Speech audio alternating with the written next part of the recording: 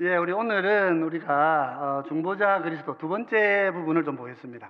우리 그 마지막 칸에 보시면은 제 1항을 제가 좀 넣어두었습니다. 이것도 참 여러분들이 좋은 아이디어를 주셨어요. 집사님 중에 한 분이 목사님 오늘 설명하는데 지난번에 한 거는 까먹기 때문에 꼭 그 앞에 좀 넣어주시면 좋겠다. 그래가지고 제일 뒤에 이렇게 넣어두었습니다. 우리가 1항에서 공부한 것은 하나님께서 중보자를 보내셨다. 그죠? 중보자를 보내셔서 하나님과 사람 사이에 중보자를 주셔서 그분을 그리스도로 사역하게 하셨다. 그죠? 그래서 우리 그리스도로 선지자, 제사장, 왕으로 사역하게 하시고 교회의 머리고 구주가 되시고 또 만물의 상속자가 되시고 세상의 심판주가 되게 하셨다. 그렇게 우리가 살폈습니다. 그리고 정한 때에 예수님을 통해서 구속과 소명, 칭의, 성화, 영화 우리 다음번부터 보게 될 그 주제를 순서대로 이렇게 하시기를 이 순서가 영원 전에 작정되어 있었다 하는 이런 계획으로 우리를 구원하셨다 하는 것을 이렇게 1항에서 고백을 했습니다. 이제 2항에서는 이 중보자가 어떤 존재이신가 하는 것을 이야기합니다. 이 존재를 이야기하면 우리 좀 어렵습니다. 존재라는 게 뭐냐? 있으면 있는 거지 뭐 또 있는다는 걸 뭘로 규정을 할 거냐는 이런 문제로부터 해서 좀 어려움을 겪습니다만은 그래도 쭉 읽어보시면 다 낯설지 않은 그동안 쭉 설교를 통해서 들어오셨던 그런 내용들입니다. 그래서 오늘 8장 2항을 같이 한번 보도록 하겠습니다. 자, 같이 읽어보십시다. 삼위일체의 두 번째 위격이신 하나님의 아들께서는 참되시고 영원하신 하나님이시며 아버지와 한 실체를 가지시고 동등하시지만 때가 참에 사람의 본성을 취하셨는데 인성의 모든 본질적 속성과 사람에게 공통된 연약함까지 지니셨으나 죄는 없으시라. 이분은 성령의 능력으로 동정녀 마리아의 태에서 마리아의 실체로부터 잉태되셨다. 그러므로 온전하고 완전하며 구별되는 이 두 본성, 곧 신성과 인성은 전환이나 합성이나 혼합이 아니라 한 위격 안에서 불가분리하게 함께 결합하였다. 이 위격은 참 하나님이시요 참 사람이시지만 그럼에도 한 분 그리스도이시고 하나님과 사람 사이의 유일한 중보자이시라. 아멘. 사실은 이제 교회사에서 이단들이 많이 등장을 했습니다. 이단들이 많은데 제일 첫 번째는 삼위일체를 정리를 못해가지고 이단이 많이 생겼습니다. 두 번째는 오늘 우리가 다루려고 하는 이 주제 때문에 많은 사람들이 이단이 됩니다. 그리고 그래서 이제 오늘 공부를 좀 하시면서 개념적으로도 좀 이해를 하셔야 되지만 신앙생활의 실제를 이해하시는 것도 굉장히 중요합니다. 우리가 이단의 가르침을 따르지는 않는다고 하면서도 실제로 신앙생활을 이단적으로 할 수 있습니다. 이단이 아니고 이단적으로 할 수 있습니다. 그런데 우리가 이런 것들은 좀 개념 구분이 조금 선명하지 않다 보니까 이제 그런 경우들이 있습니다만은 어쨌든 신앙생활이 한쪽으로 편향되어질 수가 있다는 걸 꼭 기억을 하시고 오늘 이 말씀을 들으면서 원리적인 설명 부분이 조금 단어들이 너무 어려운 단어들을 많이 썼어요. 그래서 혹시 조금 이해가 안 되시더라도 생활적으로 내가 신앙생활을 바르게 해야 된다는 거 꼭 기억을 하시면 좋겠다 싶습니다. 우선은 중보자는 어떤 존재이시냐 했을 때 하나님이시라 하는 게 오늘 본문에서 강조되는 것입니다. 이 항은 중보자는 하나님이시죠. 그래서 삼위일체 하나님의 두 번째 위격이시라 그렇게 얘기했고요. 하나님과는 본질이 동일하시다. 동일 본질이라 그렇게 말씀하셨어요. 그래서 우리 예수님은 참되고 영원하신 하나님이시다. 예수님은 하나님을 믿는 거죠. 여기 한 가지 빠졌는데 여기 괄호를 넣으셔가지고 거기에다가 참되고 영원한 하나님 뒤에 성령으로 잉태하사 그렇게 넣었어요. 제가 적기가 조금 애매하니까 여러분들이 좀 적어 놓으시면 될 것 같습니다. 성령으로 잉태되셨다. 오늘 우리 사실 사도신경을 여러분 매주 우리가 고백을 하시는데 이 사도신경의 그 구문 문구의 의미가 무엇인가 하는 것을 좀 설명을 드리려고 하는 것입니다. 동시에 이제 하나님이시고 동시에 중보자는 사람이시다 하는 거죠. 그래서 때가 되어 사람의 본성을 취하셨고, 또 동정녀 마리아의 실체라 그랬는데, 이제 동정녀 마리아의 본질, 이렇게 봐요. 사람의 본성을 통해서 탄생하셨죠.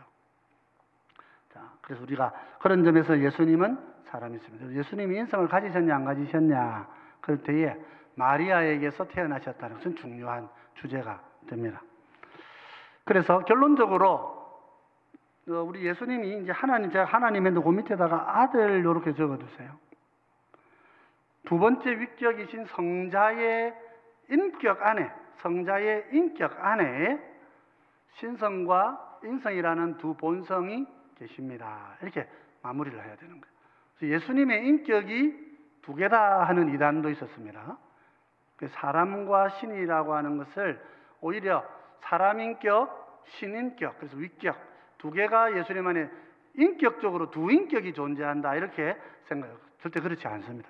예수님은 한 인격으로 계셨어요.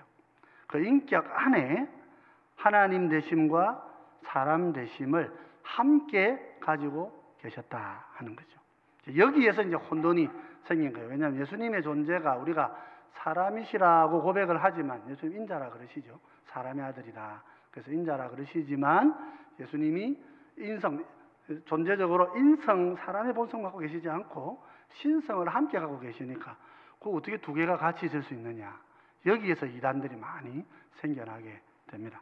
성경은 아주 그런 부분에서 단호하다 그렇게 보시면 될 것 같아요. 그래서 중보자는 하나님이시고 사람이신 분이십니다. 그래서 인격은 통일되어 있습니다. 한인격, 하나님의 아들이시라고 하는 성자의 위격 안에서 신성도 있으시고 인성도 함께 갖고 계시는 한 인격의 두 본성을 가지신 분이시다. 우리는 인간이라고 하는 한 인격 안에 사람이라는 한 본성을 가지고 있죠. 그래서 우리는 그런 존재인데, 예수님은 하나님의 두 번째 아들이시라는 요 위격 혹은 인격 안에 본성을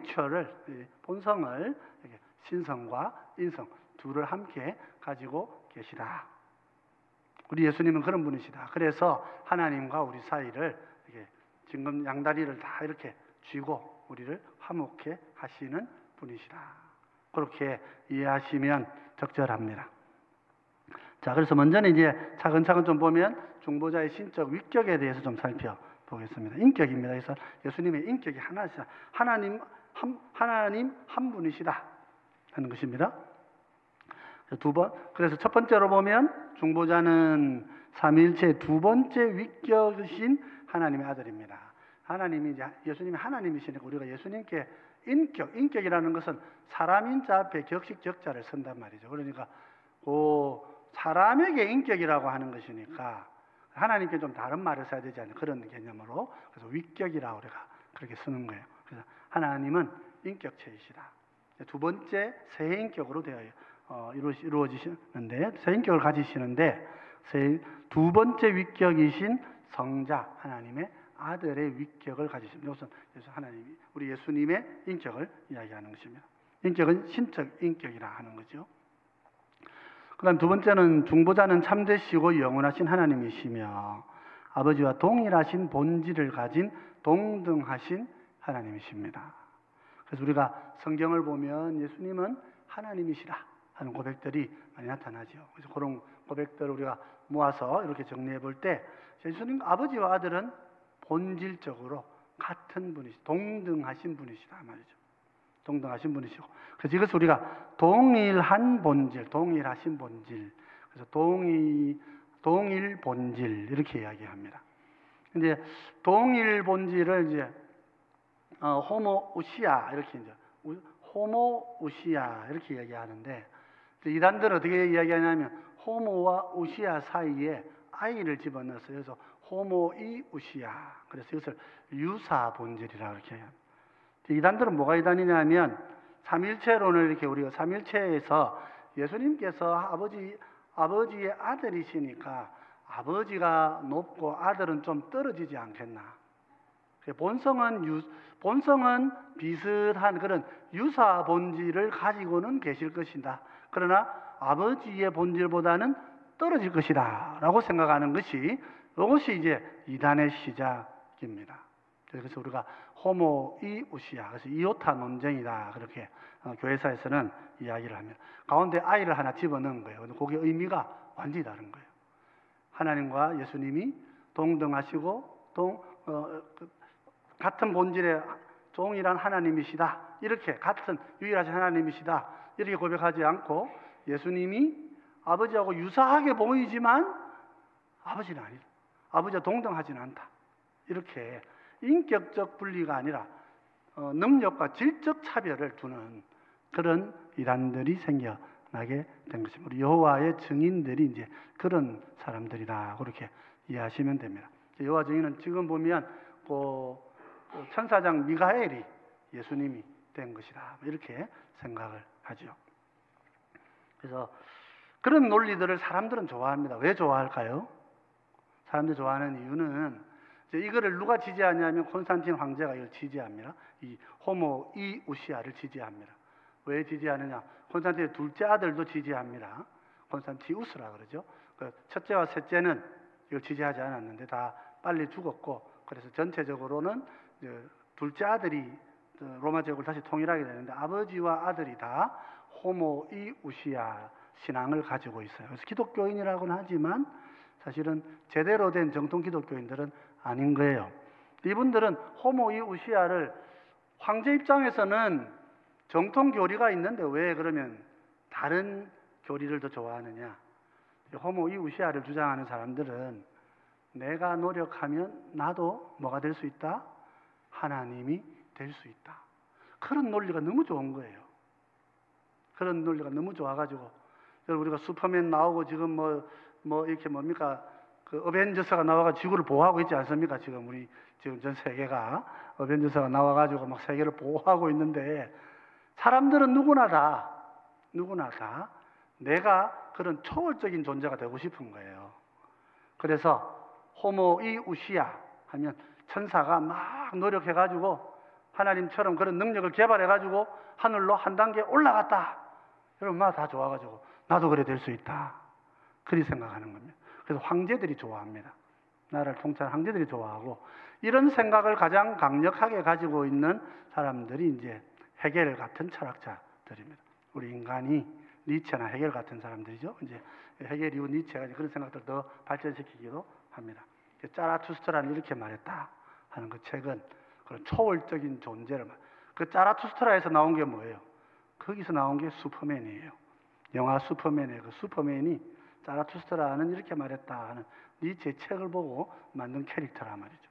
그 이후로 지금 100년 동안에 너무 많은 히어로들이 생겼어요. 그래서 어쨌든 사람들은 그런 논리를 좋아합니다. 내가 열심히 노력해가지고 하나님이 될 수 있다.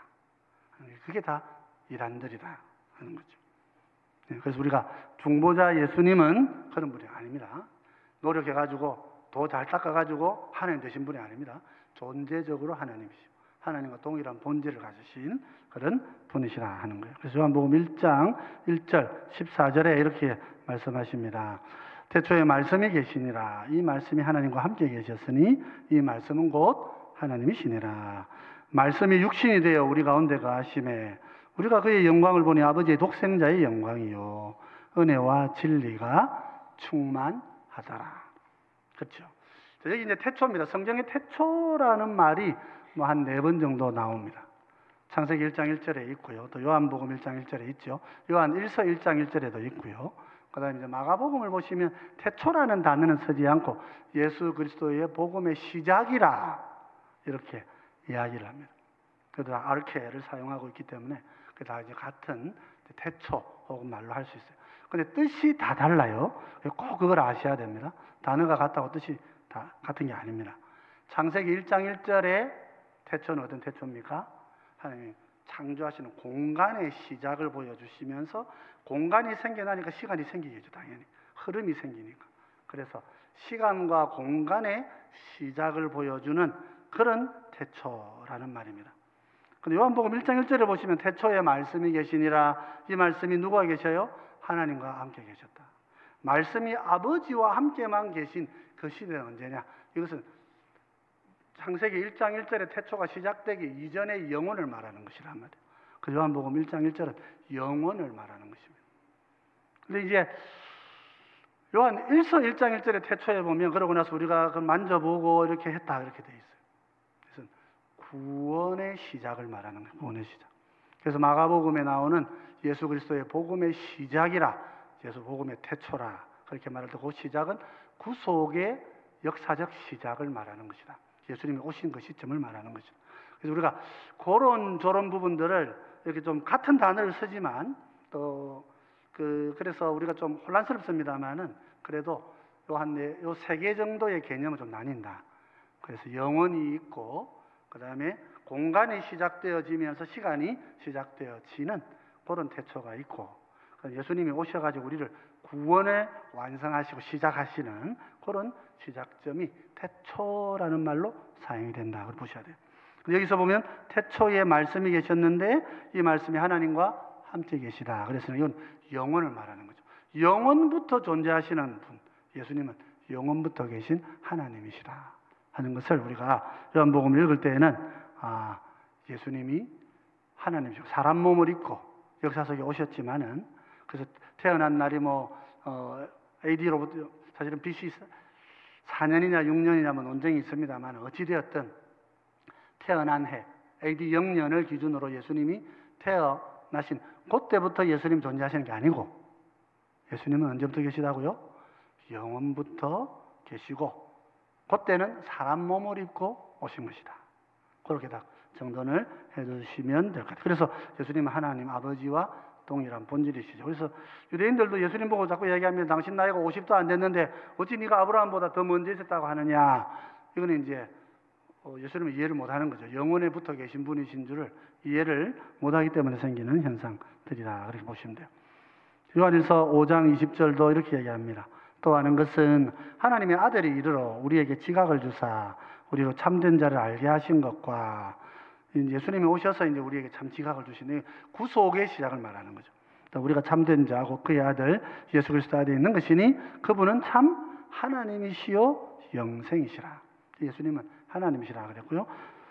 빌립보서 2장 6절에서는 좀 다른 단어를 또 썼습니다. 그는 근본 하나님의 본체시나 하나님과 동등됨을 취할 것을 여기지 아니하셨다. 본체라는 헬라어는 몰페라는 말입니다. 몰페라는 말은 우리가 이제 우리나라 말에 폼 있죠. 폼생 폼사라고 그러죠. 폼이라는 말이 있는데 영어에도 form이라는 게 있습니다. form이라는 게. form이 그래서 우리가 마치 한글 때문에 한글 우리가 폼이라고 말하다 보니까 영어의 form을 외적인 것이라고 생각하는 경우가 많아요. 그렇지 않고 그는 하나님과 같은 네이처, 같은 본질이시나 몰페를 이렇게 쉐입이라고 하는 말로도 번역을 합니다만은, 그래서 메타몰포시스 할 때는 변태를 말하는 거죠. 올챙이가 개구리가 되거나 이런 변형이 나비가 되면 애벌레가 되었다가 나비가 되는 이런 형체를 변하는 것을 이제 메타몰포시스에서 모양을 바꾼다. 이제 이런 말로 우리가 변태라 이렇게 쓰긴 합니다만은, 이 몰페라는 말은 네이처라고 하는 본질이라고 하는 그런 말을 갖고 있어요. 그래서 그는 근본 하나님의 본질이시나 본체시나 이렇게 번역을 했습니다만, 본질이시나 하나님과 동등됨을 취할 것으로 여기지 아니하셨다 그렇게 말하고 있어요. 때가 참에 하나님이 그 아들을 보내사 여자에게서 나게 하시고 율법 아래에서 나게 하셨다. 하나님의 아들이 계시는데 그분이 때가 되어서 사람 몸을 입고 오셨다. 하나님이신 아들이 계셨다 하는 것을 성경은 가르쳐주고 있는 것입니다. 그래서 우리가 중보자로 오신 예수님은 한편으로는 하나님이십니다. 하나님과 동등하신 분이시다. 같은 본질의 하나님이시다 하는 것입니다. 그런데 그분은 또한 다른 한편으로 사람이시라는 거예요. 그래서 중보자는 인성의 모든 본질적인 속성이나 사람에게 공통된 연약함까지 지니셨다. 예수님 배도 고프셨고 대낮에 걸으시면 피곤하시니까 피곤하시기도 하셨고 목도 마르셨고 목마르니까 물 좀 달라고도 하시고, 제자들이 예수님 배가 고플까 걱정돼서 음식도 사러 가시고, 사람의 약함도 다 갖고 계셨다는 거예요. 다만 예수님은 죄가 없으신 분이십니다 하는 게 이제 히브리서 2장 14절로 16, 17절에서 이렇게 가르치는 것입니다. 자녀들은 혈과 육에 속하였음에 그도 또한 같은 모양으로 혈과 육을 함께 지니셨다 그랬죠. 지니심은 죽음을 통하여 죽음의 세력을 잡은 자 곧 마귀를 멸하시며 이는 확실히 천사들을 붙들어 주려 함이 아니요 오직 아브라함의 자손을 붙들어 주려 하심이라. 그러므로 그가 범사의 형제들과 같이 되심이 마땅하도다. 이는 하나님의 일에 자비하고 신실한 대제사장이 되어 백성의 죄를 속량하려 하심이라. 그래서 예수님은 분명히 하나님이셔야 됩니다. 그러나 동시에 왜냐하면 중보자로 오셨기 때문에 그래요. 중보자는 하나님이십니다. 동시에 사람이 되셔야 하는 거죠. 그래서 우리와 같이 되셔서 우리의 대표가 되셔서 하나님이 오셔서 하나님이 있지 않고 다 일을 하시면 그럼 하나님이 하신 일이 되는 거예요. 그런데 예수님이 사람이 되셔서 사람으로 오셨기 때문에 우리의 모든 죄를 대신할 수 있는 사람 대표가 되시는 거예요. 그런데 인간은 약하기 때문에 사망을 이길 수가 없고 부활할 수가 없습니다.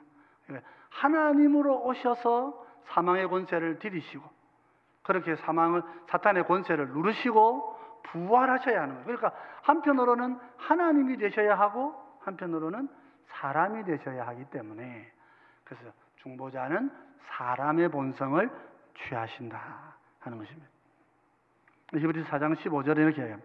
우리에게 있는 대제사장은 우리의 연약함을 동정하지 못하실 리가 아니요 모든 일에 우리와 똑같이 시험을 받으신 이로되 죄는 없으시다 그랬습니다.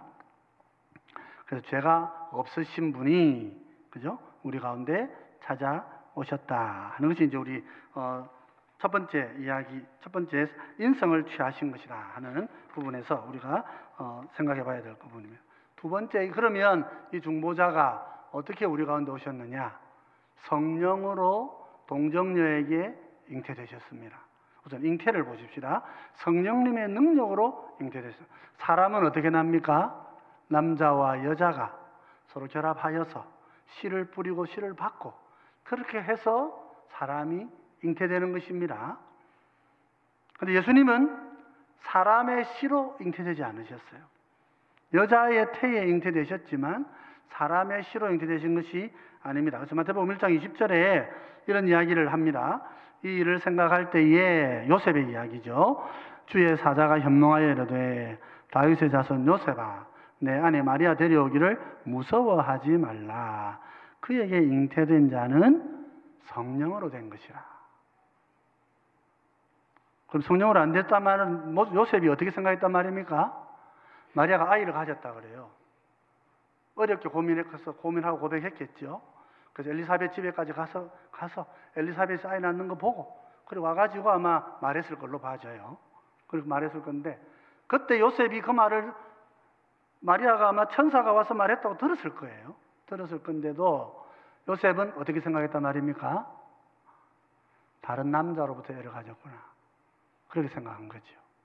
사람은 그렇게 잉태가 되니까. 그래서 천사가 와서 요셉에게 이야기해 줍니다. 마리아 배 태 속에 있는 그 아이는 뭐로 잉태됐다고요? 누구로부터 잉태됐다고요? 성령님으로 잉태된 것이다. 하나님께서 씨를 그곳에 그 마리아의 태에 넣은 것이다. 그렇게 말씀해요. 그래서 우리가 사도신경 고백할 때에 성령으로 잉태되시고 동정녀 마리아에게서 나셨습니다. 이렇게 예수님 고백하지 않습니까?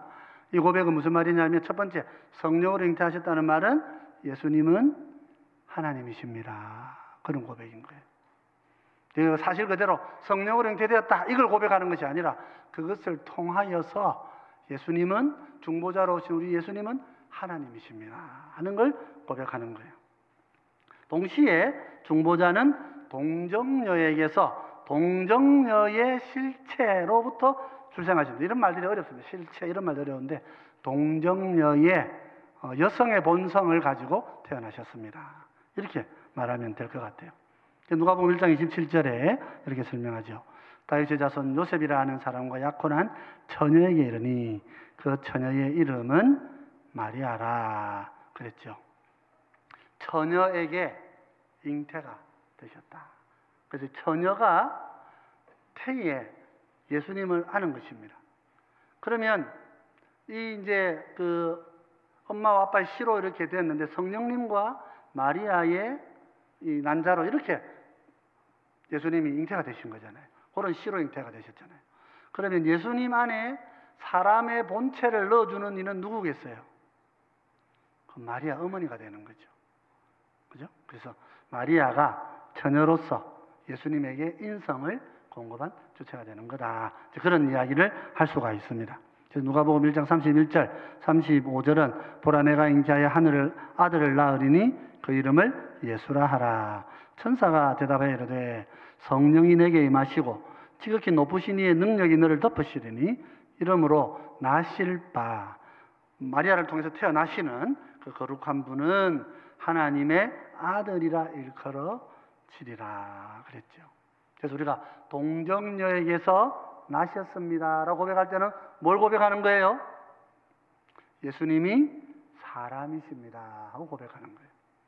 사도신이 고백하실 때 그걸 고백하고 계신 거란 말이죠. 예수님은 하나님이시고 동시에 사람이십니다 하는 것을 신인 양성을 우리가 고백합니다. 예수님은 하나님의 아들의 독생자로 그렇게 우리 가운데 한 인격으로 오셨는데 그 인격 안에는 신성도 계시고 인성도 계신 분이십니다. 그런 중보자가 우리에게 오셨습니다 하고 고백하는 거. 우리가 매주 그렇게 고백하고 있는 거예요. 그래서 설명을 안 들으시면 그게 무슨 말인지 잘 모르죠. 그냥 외워두기만 하시는데 그 말이 이런 의미를 가진다 하는 것을 기억을 하시고 앞으로 사도신경을 그렇게 함께 암기하시면 좋습니다. 갈라디아 4장 4절이죠. 아까 우리 읽었습니다마는 때가 참에 하나님이 그의 아들을 보내사 여자에게서 나게 하시고 율법 아래에서 나게 하셨다. 사람으로 태어나셨다 하는 것을 말해주고 있는 거예요. 그래서 동정녀 탄생이 중요합니다, 여러분. 왜 동정녀 탄생을 이야기하느냐? 우리가 교회가 왜 2000년 동안 동정녀 탄생을 이야기했냐면 중보자가 죄가 없으신 완전한 사람이심을 고백하기 때문에 그런 거예요.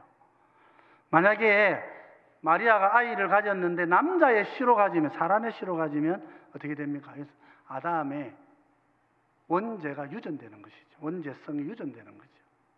그래서 예수님은 그래서 사람의 어떤 씨로서, 남자의 씨로 잉태되지 않으시고 성령님께서 잉태하신 것이다. 그렇게 말씀 우리가 고백하고 있는 거예요. 예수님, 이 말은 동시에 우리 예수님은 죄가 없으십니다. 그래서 성령으로 잉태되시고 하는 말은 두 가지를 고백하는, 예수님은 하나님이시고 또 죄가 없으신 분이십니다를 고백하시는 거예요. 그런 의미로 사도신경 고백하십니까? 그래, 고백하셔야 되는 거예요. 앞으로 제가 아니라고 하시는 분들은 몰랐다 그 말씀이겠죠. 그러니까 그런 의미를 담는 거예요. 거기에 내 신앙에 그 의미를 담아서 우리가 예배드리기 전에 하나님 앞에 그 신앙을 고백하는 거예요. 우리 예수님은 하나님이시고 죄 없으신 중보자이십니다 하는 거예요. 동시에 중보자의 인성은 누구에게서 옵니까? 어머니에게서 옵니다.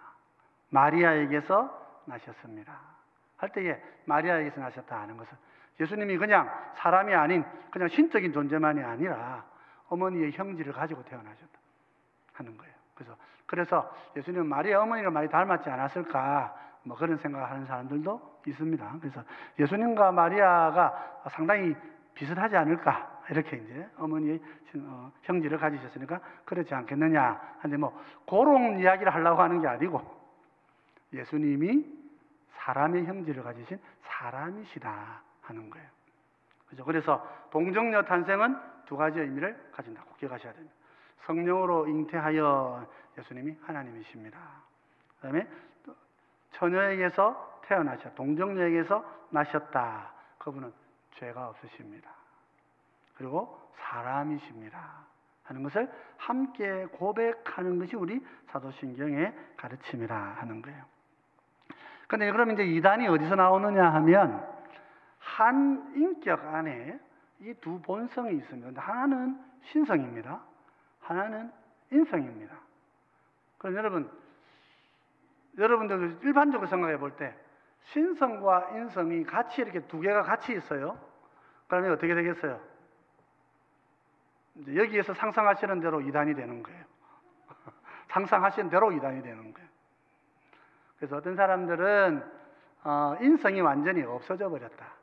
신성이 들어오면서 잠깐 같이 있다가 인성을 몰아내 버렸다. 이렇게 생각하는 사람이 있고, 또 어떤 사람은 요 신성 앞에 인성이 있다가 요 인성이 계속 신성과 같이 있으니까 지도 거룩해져 가지고 신성으로 같이 합쳐져 버렸다. 이렇게 생각하는 사람이 있고요.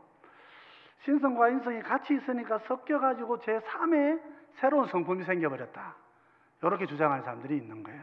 이게 신앙생활의 패턴하고 굉장히 유사합니다. 그래서 우리가 한번 이 말씀 구절 좀 보고 한번 더 설명을 드리도록 하겠습니다. 그래서 두 본성이 어쨌든 예수님 안에는 두 본성이 함께 있습니다. 한 인격 안에 두 본성이 있습니다.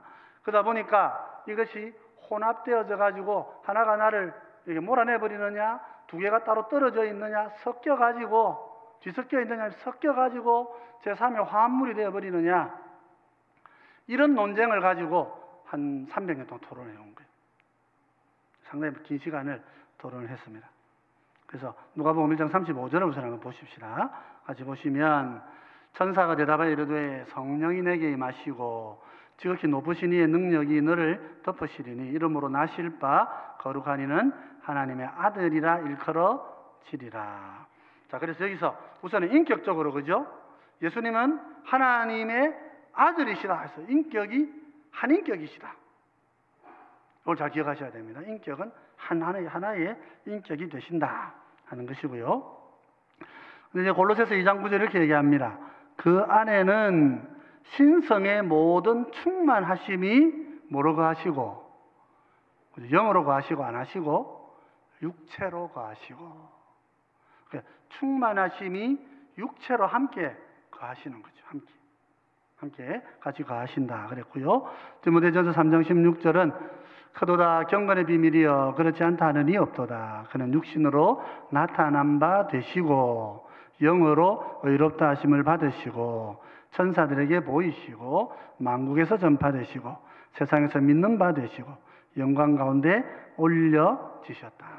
예수님의 인격 안에 영과 육이 계시고 신성과 인성이 함께 거하고 계신다. 이렇게 고백을 하고 있습니다. 성경의 표현이 그런 것입니다. 그러니까 주로 여러분 신성과 인성이 같이 있으면 요 인성이 녹아가지고 신성만 남고 인성은 없어질 것이다 하고 신앙생활 하시는 분은 어떤 분들이겠습니까?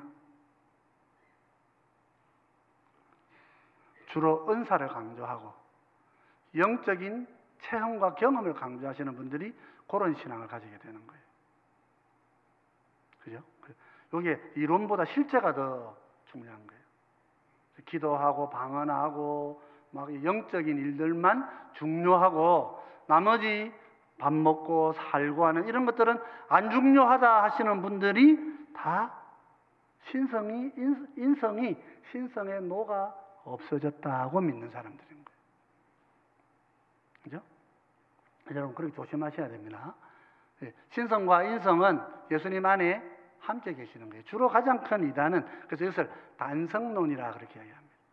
하나님 안에는 인성과 신성, 양성이 계신데 그렇지 않고 인성이 녹아 없어지고 신성만 남아가지고 이 신성이 결국 예수님은 하나님으로만 계시게 하신다. 처음에 우리 구원하실 때는 뭐 사람으로 계셨지만 이후에는 인성은 없어지고 신성만 계신 분이 질 것이다 라고 이렇게 말로 이렇게 표현하지 않아도 신앙생활을 하실 때 보면 영적인 것, 영의 세계, 영적인 것에만 관심을 가지고 육체적이고 물질적인 것은 안 중요하다고 생각하는 이런 신앙 방식이 요 믿음하고 똑같은 거예요. 조심하셔야 되는 거지요. 두 본성은 그죠? 하나님의 두 번째 육적 예수님의 아들이라는 한 인격 안에서 영구적으로 결합되어 있다. 함께 있단 말이에요. 함께. 그래서 두 본성의 특성을 유지하면서 함께 존재한다는 거예요. 로마서 1장 3절 4절을 보면 예수님을 소개할 때 이렇게 소개하죠. 그의 아들에 관하여 말하면 육신으로는 다윗의 혈통에서 나셨고 성결의 영으로는 죽은 자들 가운데서 부활하사 능력으로 하나님의 아들로 선포되셨으니 곧 우리 주 예수 그리스도시니라. 그래서 바울이 로마 교회에 편지 쓸 때에 예수님을 소개할 때에 육신으로는 이런 분이시고 영으로 성결의 영으로는 이런 분이시다. 영과 육이 함께 있고 하나님 안에서 신성과 인성을 함께 가지신 예수님이다. 하나님의 아들이시라는 인격 안에 이런 신인성을 함께 가지신 예수님이시다. 그렇게 이야기를 했습니다. 기억해야 되고요. 디모데전서 2장 5절은 하나님은 한 분이요 또 하나님과 사람 사이에 중보자도 한 분이시니 곧 사람이신 그리스도 예수라. 예수 하나님이신데 사람이시다 하는 것을 바울도 고백을 합니다. 그래서 우리가 꼭 기억해야 되실 것은 오늘 우리가 봐야 될 것은 우리의 신앙생활입니다. 우리 신앙생활. 예수님은 한 인격 안에 두 본성을 갖고 계셨어요. 그 두 본성 안에 사람의 본성 안에 영과 육을 함께 가지고 계셨어요. 그래서 아폴리나리우스라고 하는 이단은 사람의 영과 육이 예수님 안에서 영이 없어지고 신성이 영을 대체한 것이다. 그래서 이 사람이 좀 이상한 존재가 되어버려요. 그렇게 말하는 아폴리나리우스라는 이단으로 정죄가 됩니다. 유티케스라고 하는 기도원의 원장님은 뭐라고 했냐면 두 인성이 같이 있으면 인성이 신성의 노가 없어져가지고 결국은 신성만 낳게 된다. 이분은 신앙생활을 뭐라고 생각하는 거예요? 영적인 것이고 하늘만 바라보고 사는 것이다. 그렇게 생각하는 거예요. 그런데 바른 신앙생활은 뭐예요? 한 인격 안에 두 본성이 같이 있단 말이에요. 우리가 먹고 사는 거, 또 함께 입고 자는 거, 이 땅에 자녀를 낳고 사는 거, 이 모든 것들이 우리의 삶의 한 부분인 거예요. 동시에 영의 세계, 영적인 세계도 함께 있다고 같이 인식하고 두 본성을 함께 갖고 살아야 되는데 우리 신앙은 어떠냐면 어떤 분들은 사도계인들처럼 너무 현실적인 거, 부활이 어디에 있노? 영이 다시 어떻게 살아나노? 죽으면 끝이지. 이렇게 생각하는 사람들이 있는가 하면은 또 어떤 사람은 맨날 기도원에만 가 계신 거예요. 그래서 중요한 거는 마리아를 봐라. 마리아는 예수님 옆에 앉아 있지 않았냐? 마르다는 밥하고 안 했느냐? 예수님은 다시고 예수님은 두 사람 다 귀하다 이렇게 하신 것 같은데 우리는 막 나눠가지고 막 그렇게 얘기하는 거예요. 그래서 우리 신앙생활을 극단적으로 쏠리게 할 수 있습니다. 어떤 사람은 너무 물질 중심으로 돈 중심으로 신앙을 보는 사람이 있는가 하면 어떤 사람은 너무 영적으로만 신앙생활을 하는 거예요. 근데 이것이 이단으로서 우리가 이런 교리를 갖고 있지는 않는다 하더라도 삶 속에서 한쪽으로 치우친 삶이 나타날 때 이것은 이단적인 삶이 되는 거죠. 그리고 바른 믿음 안에 있어야 됩니다. 그래서 예수님은 신성과 인성을 함께 갖고 계셨다. 우리 네스토리우스 같은 우리 경교죠. 이런 분들은 예수님 안에서 사람의 인격도 있고 하나님의 인격도 있고 인격이 두 개다. 이렇게 말하는 듯한 표현들을 함으로써 이단으로 정죄가 됩니다. 인격은 한 인격이시고 그 안에 본성을 신성과 인성으로 함께 갖고 계신데 이것이 우리하고 그러면 상관이 없냐? 그렇지 않습니다. 우리 안에 성령이 계시기 때문에 성령님과 함께 영의 삶을 살면서 우리가 육의 삶을 바르게 이루어가는 이것이 성도의 바른 생활이죠. 그래서 이 이항은 조금 어려운 개념들이 많이 있지만 우리의 신앙이 어떤 모습을 가져야 되는가 하는 것을 보여주는 거예요. 물질적이고 영적 이 땅에 있는 한쪽 발은 이 땅에 두고 또 한쪽 발은 또 저 하늘에 두고 그러면서 우리가 하나님의 말씀 가운데 균형을 이루어 살아가야 한다. 그것을 우리가 표현할 때 한 인격 안에 두 본성을 함께 두고 사는 것이죠. 우리 성도들이 그렇죠. 우리 안에 우리가 인간 아닙니까? 우리가 인성을 살아가지만 성령이 오셔서 성령님을 통하여서 그런 하나님의 삶을 이렇게 우리가 배워가고 익혀가는 거잖아요. 그래서 예수님께서 둘을 함께 갖고 계신 분이다. 이렇게 믿는 것이 중요한 것이라 말입니다. 자, 오늘 8장 2항을 그렇게 쭉 정리를 했는데요. 같이 한 번 더 읽어보겠습니다. 삼위일체의 두 번째 위격이신 하나님의 아들께서는 참되시고 영원하신 하나님이시며 아버지와 한 실체를 가지시고 동등하시지만 때가 참에 사람의 본성을 취하셨는데 인성의 모든 본질적 속성과 사람에게 공통된 연약함까지 지니셨으나 죄는 없으시다. 이분은 성령의 능력으로 동정녀 마리아의 태에서 마리아의 실체로부터 잉태되셨다. 그러므로 온전하고 완전하며 구별되는 이 두 본성, 곧 신성과 인성은 전환이나 합성이나 혼합이 아니라 한 위격 안에서 불가분리하게 함께 결합하였다. 이 위격은 참 하나님이시요 참 사람이시지만 그럼에도 한 분 그리스도시고 하나님과 사람 사이의 유일한 중보자이시라는 것입니다. 모든 이단들은 여기에서 길을 잃어버립니다.